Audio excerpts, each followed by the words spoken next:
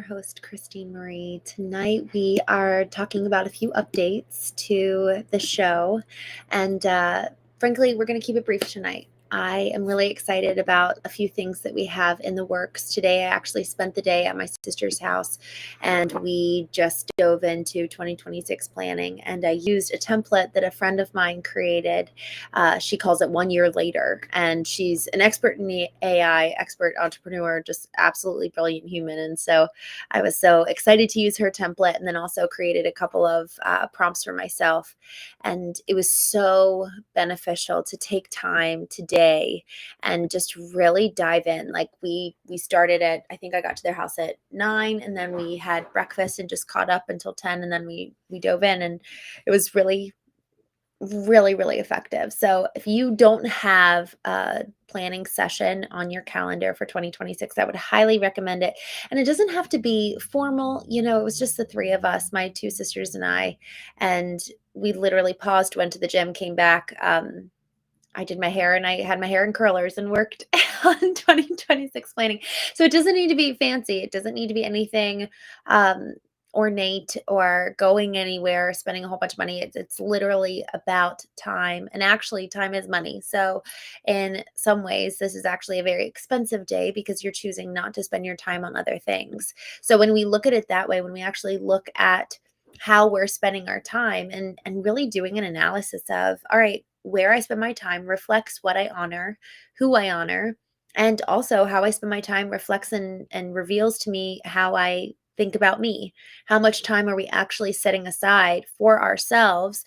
And part of planning 2026 is that very thing. Are we going to honor and how we enter this year? Are we going to honor 2025 and all that it held for us? It was such a fun thing. I actually sat down and went through. I just started at January 26th and kind of went through this past year. Hi, Aubrey. I just saw you joined on YouTube. I'm so glad to see you're back. I started looking back at my pictures from 2025 and just went through the months. And y'all, this year has been so good. It's so easy to forget the good things, especially when the good things are the ordinary moments, the little magic. And I've started just taking pictures or taking little videos of the ordinary, normal things, because those really are what constitute life and make up life. And they're the things that often go missed and often go ignored. And frankly, when we look at the highlights of the year, we don't look back at those little moments. Yet those little moments were the very thing that brought us joy on that day. I really changed my thinking after my marriage ended. I really started thinking about every single day is so unique. We don't get this day again. And having that perspective has changed so much of how I think about the expenditure of my time. It's like every minute I give to someone else, it's it's costing me. And so is this thing worthy of my time? Is it worthy of the breath that's breathed into my lungs and how I choose to spend every day? And so really today spent planning 2026, it felt like such a good way to honor me and honor my life. And so for those of you who have not taken the time, I would really recommend putting it on the calendar. Just take a couple hours. Start by looking back at the pictures on your phone and just see how good 2025 has been. One of the questions my friend asked that I reflected on today is, when did I show up the best? What did my best self look like? How did it feel like? And I really would love to hear from you guys. What are some questions you've asked yourself as you're reflecting on 2025 as you head into 2026? Y'all, thank you so much for joining on YouTube. Leonardo, so happy to see you. Guys, I would love to hear. Feel free to put here in the chat just things that have been meaningful to you that you've asked yourself that have helped you reflect on the year past and also look ahead to the year to come. So as I look back, it's looking at pictures, remembering and reliving some of those moments that were really just so beautiful. And also, y'all, while I was doing that, it helped me recognize this is how and what it looked like for me to really be my best self and love other people well, perform well, do business well. Okay, so what's my definition of well in these different contexts and in these different circumstances, when did I feel really alive? What was life-giving to me? And I love that question of what's life-giving, because so much we actually, again, we were talking about kind of doling out our time. Time is money. But what is where I actually get some of that life force back? Where is I get a really good return on my investment for time? So if we start thinking of what is actually giving back to me for the time I'm paying, man, those are the moments that we want to spend and invest in. Those are the people we want to invest in. So it's like time for meaning in return. And so really looking at it through that lens was really helpful for me looking back on 2025. Another thing that I analyzed is what actually cost me more in terms of, okay, I spent time in this relationship and I actually walked away more depleted, more discouraged than I thought I would. And that was really important too, because time is precious, because we only have today, because we only have this one life that we know of.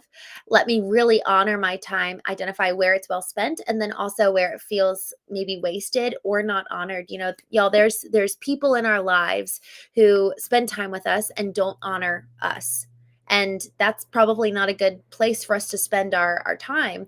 And there's a biblical text where it says, do not throw your pearls before swine, lest they trample on them. So really viewing ourselves and our time as something that's precious, man, that's a big question for us. Do we actually honor who we are to begin with? Do we honor our time? Do we honor who we are so that then we make a right choice? And William, I just saw you say a self promo allowed here.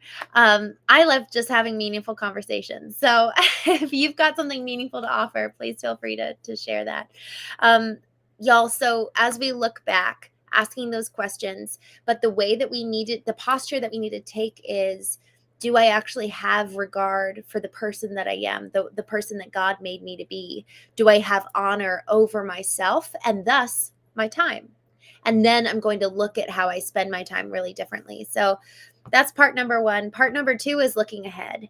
And what was really helpful, I'm just thinking back to the conversations I had with my sisters and also some of the questions I asked myself, you know, really identifying what are my personal goals, but then also what are some of my professional goals? You know, what are the things that I want to achieve with my business or on a work side of things, but then also the personal side. So one of the things that I saw, okay, I'm actually really healthy. I saw that one of those things is by way of spending time with people and community and friends and laughing. So I was like, okay, well, one of my personal goals then for 2026 is to intentionally create those times. And my sister even said she was looking at her entire calendar of 2026 and identifying when are their holidays, and she wants to do a trip during that time. So if we want to live intentionally, and we also identify, okay, these are the things that make me healthy, that are life-giving for me. This is where I get a really good return on my expenditure of time.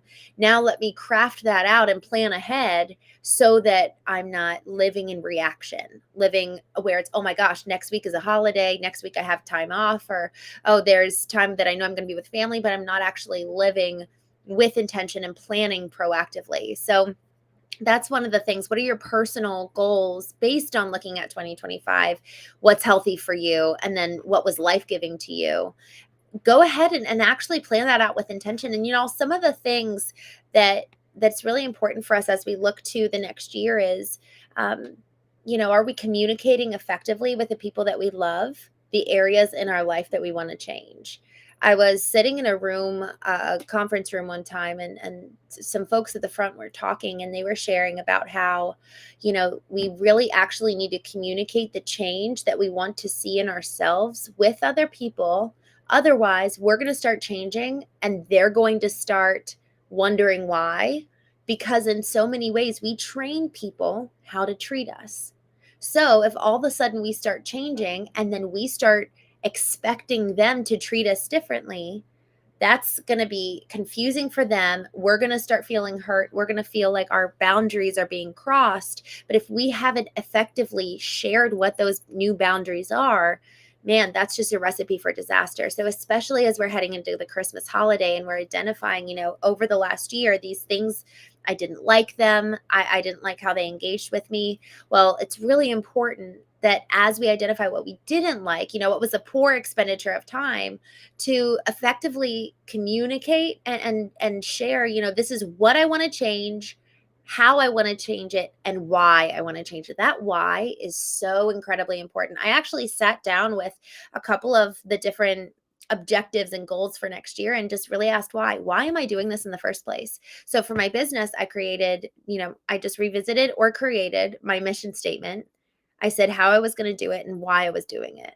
Because a lot of times the why is really missing. Hey Jeff, thanks for joining. I just saw you on YouTube. Thanks for joining, and Leonardo as well. Y'all, it's so important that when we're taking the time to chart out our life, that we understand why we're living it in the first place. Why are we wanting to live, make the change, expend the time? It's time is a change, exchange of money effectively. Why are we choosing that? There's this infamous quote that I just love. It's by Viktor Frankl. He was actually in Auschwitz in a German concentration camp, and he said, "In between stimulus and response is choice." And what that means is every time we're getting something that arouses us, that makes us upset, anything that stimulates us, that effectively, before we respond, we have a choice. And so our choice is ultimately like the greatest of all things. That's ours. Every single time we get a choice. And Viktor Frankl later in his book says, they can strip away every human freedom, but they cannot take the choice in how I respond. So really, we have so much choice. And so if we're not thinking with intention, how do I want to choose to live? How do I want to choose to respond? Then we're going to be operating on default and on autopilot, and we're actually not going to be the drivers of our lives. So I really want to just encourage you, as we're looking to 2026, where do I want to choose something different than how I lived in 2025? Because we have the power. For so many of us, we have the power to choose something different. But unless we actually take the time to plan out and chart a new course, we're going to be living on autopilot and going to just live on default. We have these old programs that we learned as children. It was either modeled for us by our parents. They showed us how to exist in relationships, or lack thereof. Maybe one of our parents left or passed away, or worse. So much was modeled to us, so much was given to us, and we inherited a lot. So instead of everything being inherited, someone said this the other day, instead of just inheriting everything, all of a sudden we get to install something new. We get to install a new program. We get to choose what is going to go in the place of what was the default that was given to us. But we have to choose it. We have to really take the time to effectively say, this is what I learned in the past. This is how it shows up in the present, and this is what I choose for the future. And so it does take time. Today I sat in my chair by the fire for a number of hours, and in some ways it takes some discipline to do that. But do it. It's so rewarding. I want to wrap up here just with a quick couple of updates around the Knowing Show. So one, I'm starting a series tomorrow about the habits of Christ. So since Christmas is on Thursday, 5 days from now, I'm doing 5 days leading up to Christmas around the habits of Christ. And how did Jesus, the embodiment of Christ, how did he live? What are the things that we need to learn from? Because at the end of the day, when we talk about choosing, man, do we have so much power if we are to effectively embody Christ within us. So how much more power could we actually tap into and activate if we were to have Christ active in us? So we're starting a series tomorrow. I'm so excited. We'll be going live. And then the other thing I wanted to say, in the new year, I am going to be going live every single day at the same time. Some of the lives will be live like this. Some of them will actually be pre-recorded, because going live at the same time every day for me has been very hard, especially if I want a guest. So my goal is consistency for 2026. That's, as I'm thinking about my theme for this year, it was predictability that leads to peace and partnerships and even positioning, knowing and allowing for it to really be something that people can understand, and that it really serves the mission. So those are that's my word for next year, is predictability. And I want to show up in a predictable way. Um, Y'all, thank you so much for joining me tonight. The series starts tomorrow, and I'll be going live. I actually am still working on what time we'll be going live. I might just choose tomorrow evening, and just go live over the next couple of nights. But in the meantime, thank you so much for joining me tonight on The Knowing Show, and I will see you tomorrow where we start our first conversation around the habits of Christ. And I think I'll be going live at 8 p.m. Eastern tomorrow night. So